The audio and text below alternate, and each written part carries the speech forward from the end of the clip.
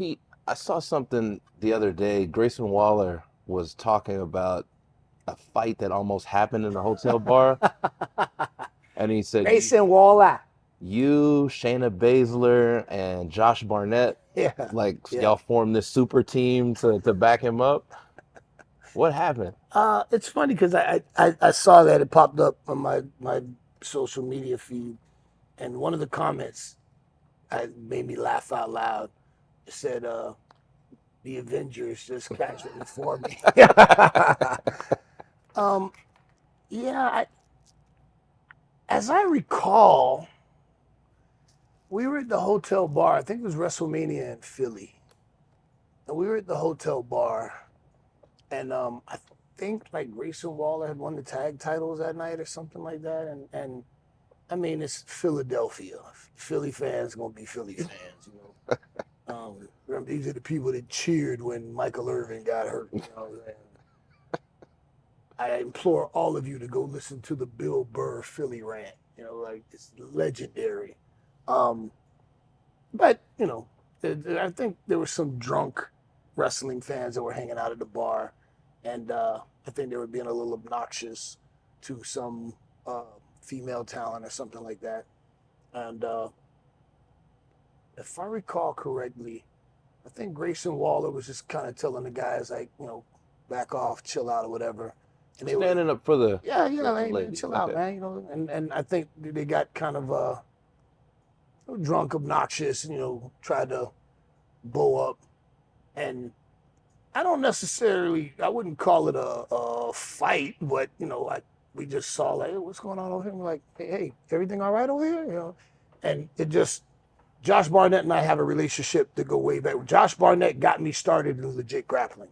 When you know, when we met years ago backstage at a WWE show, Harry Smith introduced me, and I've been a Josh Barnett fan, and we talked about you know submission grappling, and I started like right when I started training in Brazilian Jiu Jitsu. I was still a white belt.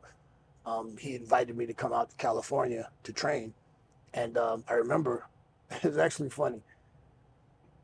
The teacher we had at the time was a young black belt, and he used to say in class, "I hate the gi," because he wanted to be a fighter. He wanted to be an MMA fighter.